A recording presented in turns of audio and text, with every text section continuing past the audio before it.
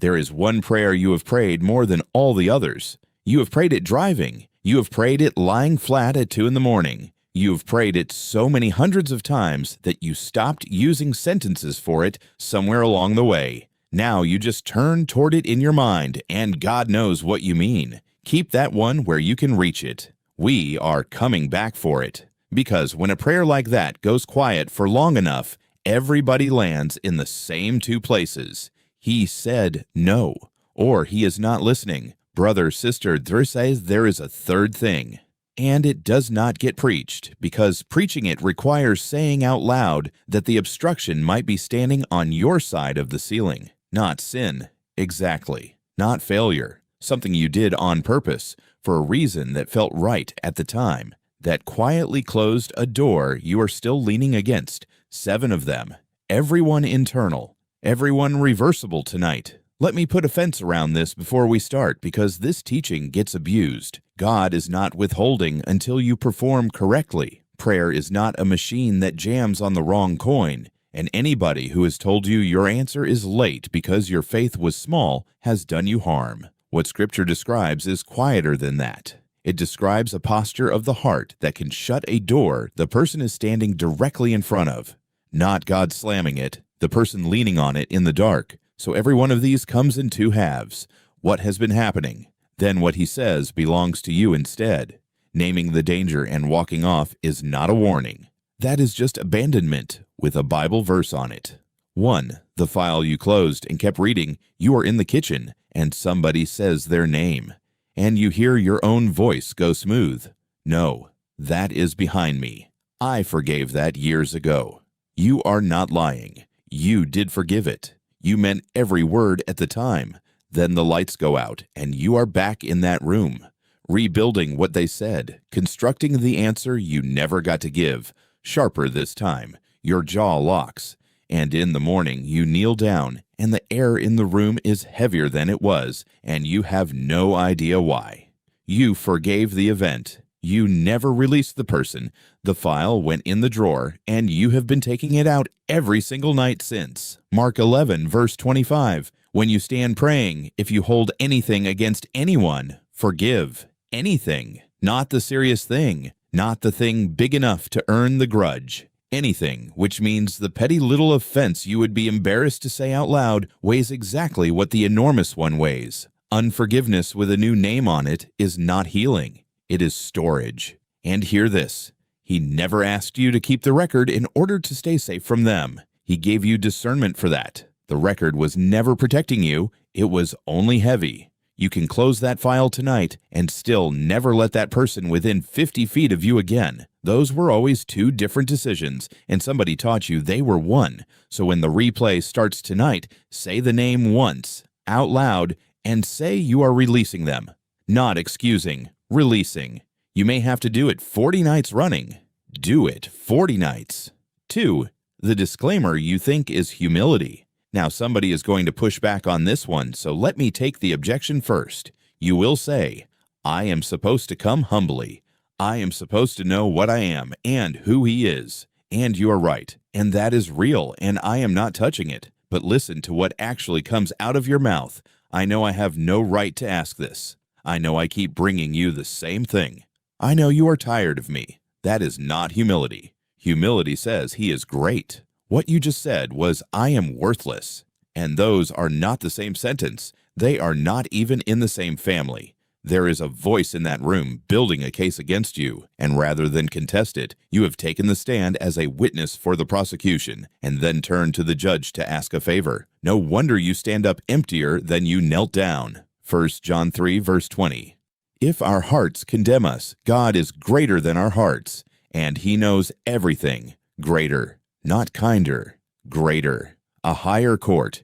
Your heart does not get the final ruling on whether you will be heard, and God holds evidence about you that your accusing heart has never once entered into the record. Self-condemnation is the enemy borrowing your voice because he knows you will never interrupt yourself. Here is all I am asking. Next time the disclaimer starts, do not fight it. Just stop before the end of the sentence and ask for the thing directly. That is the whole assignment. Let me stop here a moment, because I know what has already happened to some of you. You recognized one of those, possibly both. And I want to be very clear. That recognition is not condemnation. That is the first honest look you have had at this in years, and I do not want you to set it down when the video ends. Subscribe to the Bible warnings and put "nothing stays between me and God" in the comments. Not as a comment, as a covenant with the person you are choosing to become. And stay with me to number 7. That is the one nobody says out loud, because saying it costs the person teaching it something too. 3. The second track. Let me ask you something. When you pray for that thing, is there a second sentence running underneath the words? Something like, "This does not happen for people like me." Or, "I will ask, but I know how this ends." Is it there? Has it been there so long you had stopped hearing it? Because that is not background noise. That is a verdict you handed down about God's character before you finished the request. You asked and pre-refused the answer in one breath, and then when the room stayed quiet, you said, "See." And the belief pulled one notch tighter.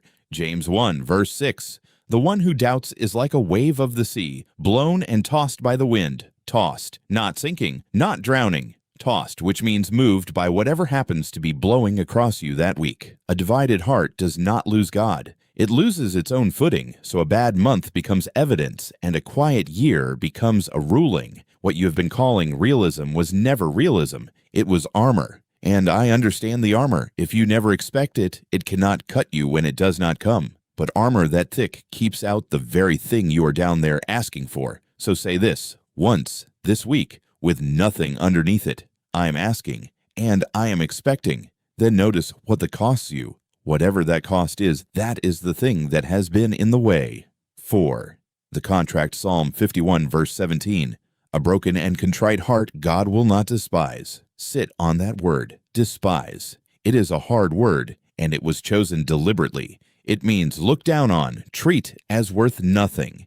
He is being specific with you. The exact state you assume disqualifies you, the version of yourself you are most ashamed to bring into the room, is the one thing he promises not to turn away. Now hold that up against what most of us actually pray in a hard season. God, if you do this, I will serve you properly. I will give more. I will finally fix the thing you have been asking me about. Just move on this one first. It has the sound of devotion. It is a contract. And look at what a contract quietly assumes, that his help carries a price, that you have been failing to meet it, and that this is the reason nothing has moved. You walked in trying to buy what he was already holding out. Bargaining is not surrender. It is control wearing surrender's coat. He is not asking you to fund your own answer. He is asking you to bring the broken thing in exactly the condition it is in and stop dressing it on the way through the door. Strip the ifs and the thens out of the next prayer you pray. Just the request, standing on its own. If that feels frightening, that tells you how long the negotiation has been running. 5. The conversation you keep praying about. There is a conversation you have not had. The one you knew before I finished that sentence, and you have been faithful about it. You have prayed about that conversation every week for months. Every week the same small snag in your chest when you bring it up. Every week you call the snag nerves. Every week you ask for clarity. Every week you get off your knees and do not have the conversation. Here is the part that stings. Sometimes praying longer is obedience, and sometimes praying longer is the most spiritual-looking method available for avoiding an instruction you already received. 1 Samuel 15, verse 22, to obey is better than sacrifice. Better, not instead of, better. He is establishing a rank, and the only reason a rank had to be established is that people have always preferred the offering because the offering is the part you weigh. Get to schedule yourself. That snag was never anxiety. That was the last instruction still standing where you left it. So let me release you from something. He is not withholding the next thing from you. He is not being coy, and there is no further clarity coming because you are not confused. You are afraid, and those feel identical from the inside. You have been asking for a map while standing on the road. Name it: the conversation, the apology, the boundary, the one subject you go quiet around. Do it this week, and then watch what happens to the prayer you were sure was blocked. 6. One door, one name, one outcome. Before I say this, I want to protect something. Specific prayer is good. Naming the exact thing is biblical, and I am not about to tell you to go vague, but there is a line, and here is where it sits. You have been asking him to change one particular person's mind or open one particular door, same name, same address, same outcome, month after month. And somewhere along the way, that outcome quietly stopped being your request and became your definition of whether he is faithful. Now, every morning it has not arrived is a morning he did not show up. You did not narrow the prayer. You narrowed the number of ways you are willing to be rescued. And that is a heavier thing to carry than you realize, because it means you may be standing in front of the only closed door on a corridor of open ones, unable to turn your head. He never handed you the job of designing the rescue. Name the need. Let him be God about the method. That is not him giving you less than you asked for. That is him refusing to be limited to the one solution you happen to think of first. Try this. Pray the need underneath the request, not the door. The thing you are hoping is behind the door. Say that instead, and hear how much bigger the prayer suddenly is. 7. The one nobody says. This is the one I promised you. Here it is. You still pray. You never walked away from him, not for a day. But sometime in the last few years, you quietly stopped expecting anything to happen when you do. Prayer became something you perform instead of something you conduct. And you have an explanation ready. And it is a good one. You would say you have grown past the naive stage, that you pray now to be with him rather than to get from him. There is real truth in that. Honestly, it sounds like the most mature thing on this entire list. So be honest about when it started. It did not start with a revelation. It started with a disappointment, a specific one. You could name the year. You did not grow into this. You backed into it, and then you gave the retreat a spiritual name so you would never have to sit down and grieve the thing that actually happened to you. That is not maturity. That is a wound that went and learned theology. And listen, he is not fragile. He can carry your disappointment without flinching. He can carry the question you have never once said out loud. Why not that time? Why not for me? He would infinitely rather have that question shouted at him in a car park than have you go polite and careful with him for the rest of your life. So bring him the disappointment itself, not the doctrine you poured over the top of it to make it stop moving, just the raw thing, the way it actually is. That is a real prayer. It may be the first unobstructed one you have prayed in a very long time. Now go get that prayer, the one I told you to keep where you could reach it, the one you prayed in the car and at 2 in the morning, and eventually without any words left in it at all. Consider that it may never have been refused. All this time you've been picturing something over your head like poured concrete, and the thing in that room was never a ceiling. It was a file you would not put down, a sentence you kept finishing, a conversation you kept not having, a disappointment you covered over so carefully that you forgot it was under there. Not one of those is God saying no. Every single one of them is something you can set down before you go to sleep tonight. So pray it again.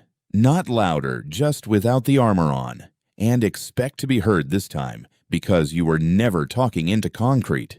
You have been talking to a Father who has waited through every one of those years for you to walk in with your hands empty. Put nothing stays between me and God in the comments. Not as a comment, as a covenant with the person you are finally choosing to become. Then send this to the one you thought of around number 7, the one who has prayed the same prayer for years and has quietly decided the silence says something about them.